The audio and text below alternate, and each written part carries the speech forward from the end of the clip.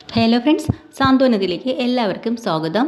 അങ്ങനെ നമ്മുടെ ആര്യനും മിത്രയും കൂടെ ചേർന്നിട്ട് മിഥുനെ അടിച്ച് ശരിയാക്കിയിട്ടുണ്ട് കേട്ടോ. മിഥുനെ അടിച്ചടിച്ച് അതിൻ്റെ വായിൽ നിന്നൊക്കെ ബ്ലഡൊക്കെ വന്നിട്ട് ശരിക്കും ബോധമില്ലാത്തൊരവസ്ഥ വീണ് കിടക്കുകയാണ്. അത് കണ്ട് പേടിച്ചിട്ട് രണ്ടുപേരും കൂടെ അവിടുന്ന് ഇറങ്ങി ഓടുക കേട്ടോ. അപ്പോൾ മിത്ര ചോദിക്കുന്നുണ്ട്, നീ എങ്ങോട്ടാ പോവുക, നീ ഇങ്ങോട്ട് വന്നേ, എൻ്റെ കയ്യിൽ പിടിച്ചോന്നും പറഞ്ഞിട്ട് മിത്രയുടെ കൈ പിടിച്ചിട്ട് ആര്യൻ കൊണ്ടുപോകട്ടെ ബൈക്കിൽ കയറിയിട്ട്. ഈ സമയത്ത് ഒരു കൂട്ടുകാരൻ അവിടെ മറിഞ്ഞ് നിൽപ്പുണ്ടല്ലോ, അയാൾ ഓടി വന്നിട്ട് മിഥുനെ മിഥുനേന്ന് വിളിക്കുക. മിഥുനാണെങ്കിൽ ഒരു അനക്കവും ഇല്ല. അങ്ങനെ വായിൽ നിന്നൊക്കെ ബ്ലഡൊക്കെ വരുന്നുണ്ട്. അയാൾ ആകെ പേടിച്ചു പോകട്ടോ. എന്നിട്ട് തൂക്കിയെടുത്ത് അവിടെ ആ ഒരു ഗോഡൗണിൻ്റെ പുറത്തേക്ക് കൊണ്ടുവന്നിട്ട് ആ ഗേറ്റിൻ്റെ സൈഡിലേക്ക് റോഡരികിലേക്ക് ചാരി വയ്ക്കുകയാണ്. എന്നിട്ട് പറയാൻ വിചാരിക്കുകയാണ്, ഈശ്വര ഇനി ഇവിടെ നിന്നാൽ കുഴപ്പമാവും, ഞാനെന്തിനാ വെറുതെ ഓരോന്നിനും തൂങ്ങി പിടിക്കുന്നത്, എന്നെയും കൂടെ കുഴപ്പത്തിലാക്കാൻ എനിക്ക് വയ്യ, അതുകൊണ്ട് ഞാൻ ഇവനെ ഇവിടെ ഇരുത്തിയിട്ട് എങ്ങോട്ടെങ്കിലും ഓടാം എന്ന് മനസ്സ് വിചാരിച്ചിട്ട് അയാൾ അവിടെ കൊണ്ടിരുത്തിയിട്ട് പോവാട്ടോ. ഈ സമയത്ത് തന്നെ നമ്മുടെ ആര്യനും ഇത്രയും കൂടെ പോയല്ലോ. പോയി ഒരു വഴിയരികെത്തുമ്പോൾ കയ്യിലൊക്കെ നല്ല ഇടിയും ചതവും മുറിവും ഒക്കെ കിട്ടിയതിൻ്റെ വേദന ആര്യനുണ്ട്. അപ്പോൾ ആര്യൻ മിത്രയോട് പറയാം, എനിക്കാണെങ്കിൽ കൈ നല്ല വേദനിക്കുന്ന മിത്രേ, ഒന്നിരുന്നാൽ കൊള്ളാം. അങ്ങനെ സൈഡിലേക്ക് വന്നിരിക്കുമ്പോൾ മിത്ര ചോദിക്കാണ്, ആര്യ മിഥുൻ്റെ വായിക്കൂടെയൊക്കെ ബ്ലഡ് വന്നിരുന്നല്ലോ, നമുക്ക് ഇനിയിപ്പോൾ എന്ത് ചെയ്യാൻ പറ്റും, അവന് ജീവനുണ്ടോ മരിച്ചോ ഒന്നും അറിയാൻ പറ്റണില്ലല്ലോ, ഇനിയിപ്പോൾ പോലീസ് എങ്ങാനും അന്വേഷിച്ച് വന്നാലോ എന്നൊക്കെ ഇങ്ങനെ മിത്ര പേടിക്കുക. അപ്പം ആര്യം പറയാനാണ്, നീ അതൊന്നും ഓർത്ത് പേടിക്കേണ്ട, ധൈര്യമായിട്ടിരിക്കുക, പോലീസും പട്ടാളമൊക്കെ വരട്ടെ, അപ്പോഴും നമുക്ക് ആലോചിക്കാം. നീ ഒരു കാര്യം മാത്രം ചിന്തിച്ചാൽ മതി, അവനാണ് തെറ്റുകാരൻ, നമ്മളല്ല, നമ്മളെ അവൻ ജീവിക്കാൻ വിടുന്നില്ല, നമ്മൾ മാക്സിമം ക്ഷമയോടുകൂടി പറഞ്ഞു നോക്കി, അവൻ കേട്ടോ ഇല്ലല്ലോ, അപ്പോഴല്ലേ നമ്മൾ കയ്യാങ്കളി തുടങ്ങിയത്. അപ്പോൾ നമ്മുടെ ജീവിതത്തിൽ ഒരു തടസ്സമായി മൂന്നാമതൊരുത്തൻ വന്നാൽ അവനെ വെറുതെ വിടാനും അത് പറ്റത്തില്ല, നിന്റെ ദേഹത്ത് തൊട്ടാൽ ഞാൻ അവനെ വെറുതെ വിടോ, ഇനിയെങ്കിലും നമുക്ക് സമാധാനത്തോടെ ജീവിക്കണം എന്നൊക്കെ പറയുമ്പോൾ മിത്ര പറയാം, ആര്യ നമുക്കങ്ങനെ സമാധാനിക്കാൻ പറ്റുമോ, ആകെ ടെൻഷൻ പേടിയാ, വീട്ടിലൊക്കെ അറിഞ്ഞാലോ, പോലീസൊക്കെ അറിഞ്ഞാൽ ആകെ പ്രശ്നം, ഓ നീ ഒന്നും മിണ്ടാതിരിക്കും മിത്രേ, നീ അതൊന്നും ആലോചിക്കല്ലേ എന്നും പറഞ്ഞ് സമാധാനപ്പെടുത്തി മിത്രയും ഒരുപായിട്ട് പോവാട്ടെ. കയ്യിൽ ഒരു മുറിവ് അതെല്ലാം കെട്ടി വെച്ചിട്ടാണ് അവരങ്ങോട്ട് പോകുന്നത്.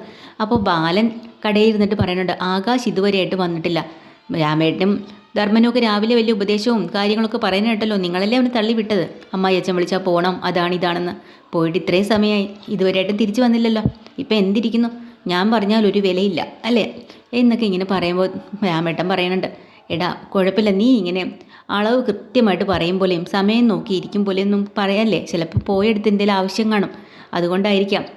എന്താ ആവശ്യം, ഇതങ്ങനെ തന്നെ, ഇല്ലെങ്കിൽ നോക്കിക്കോ, ഞാൻ പറഞ്ഞത് അങ്ങനെ തന്നെ വരും, ഇവനോട് ആദ്യമേ നിലയ്ക്ക് നിന്നാൽ എല്ലാ വിലയും കിട്ടും, ഇല്ലെങ്കിൽ കാണാം എന്നൊക്കെ ഇങ്ങനെ പറയാട്ടോ.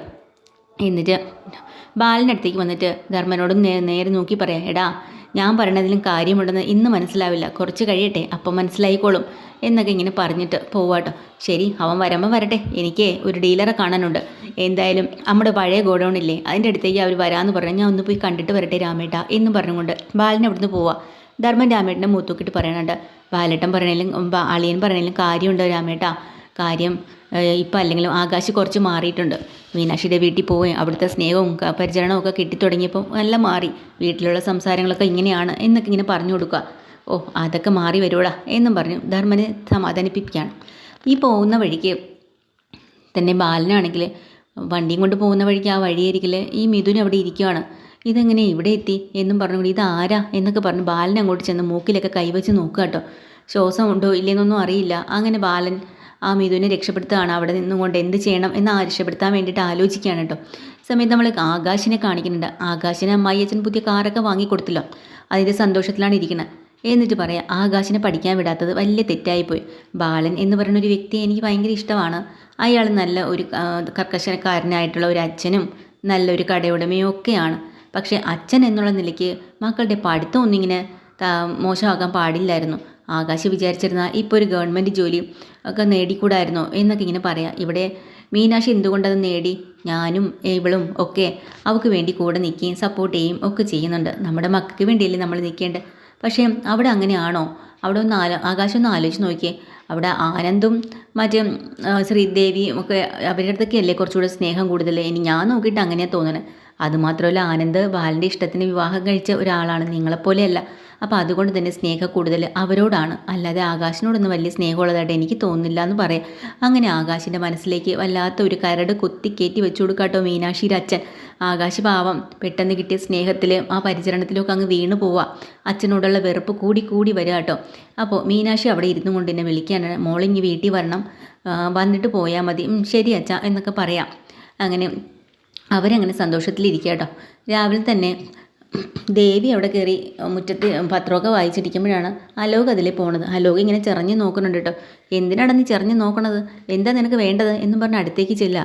ആ നീ പോടി അങ്ങോട്ട് എന്ന് പറയാം. ഓ എടി പൊടിയെന്ന് വിളിക്കാൻ നീ നിൻ്റെ വീട്ടുകാരെ പോയി വിളി എന്ന് ഞാൻ പറയുമെന്ന് നീ വിചാരിച്ചു അല്ലേ?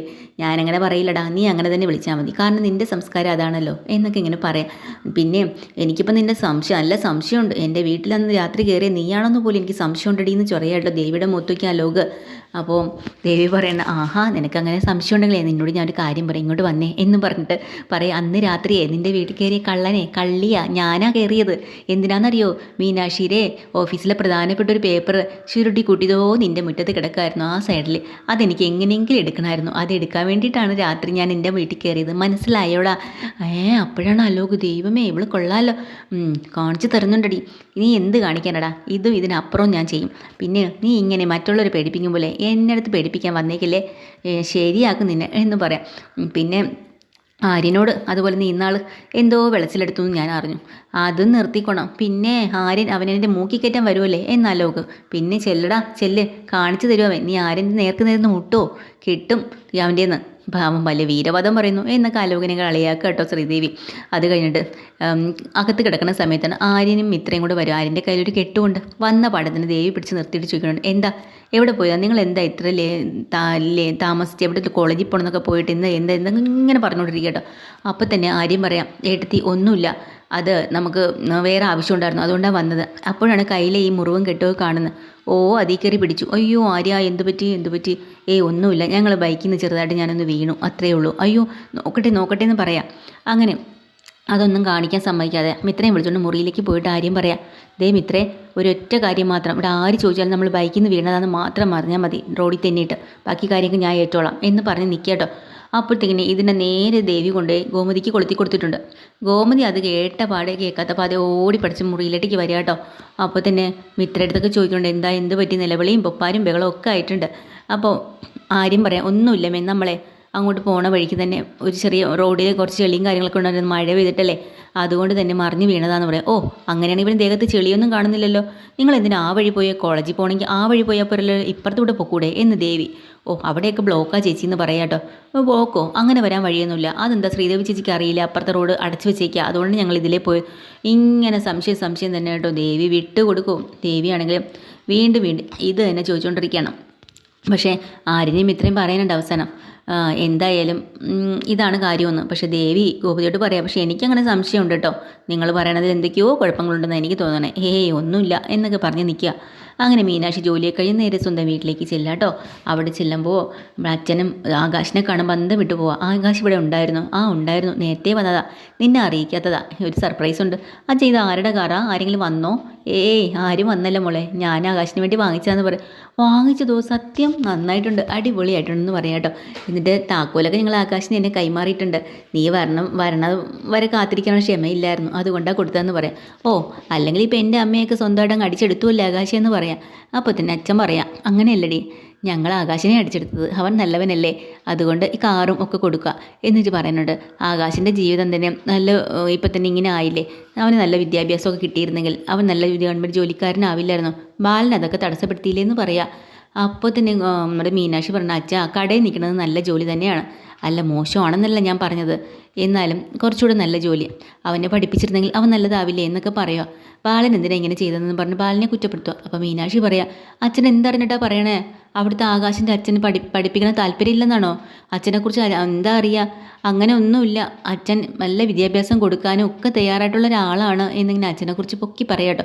തുടങ്ങുന്ന തന്നെ ഉടനെ അമ്മ പറയാം, അതൊക്കെ പോട്ടെ, നമുക്ക് വേറെ കാര്യങ്ങൾ സംസാരിക്കാം എന്നും പറഞ്ഞാൽ ആ വിഷയം അങ്ങ് മാറ്റുക. അങ്ങനെ കാറ് വാങ്ങിക്കൊടുത്തതിൻ്റെ സന്തോഷത്തിൽ 6 അടി നിൽക്കുക കേട്ടോ അവരെല്ലാവരും. പുതിയൊരു എപ്പിസോഡുമായി വീണ്ടും വരാം. ചാനൽ ഇഷ്ടമായി ലൈക്ക് ചെയ്യുക, സബ്സ്ക്രൈബ് ചെയ്യുക. താങ്ക്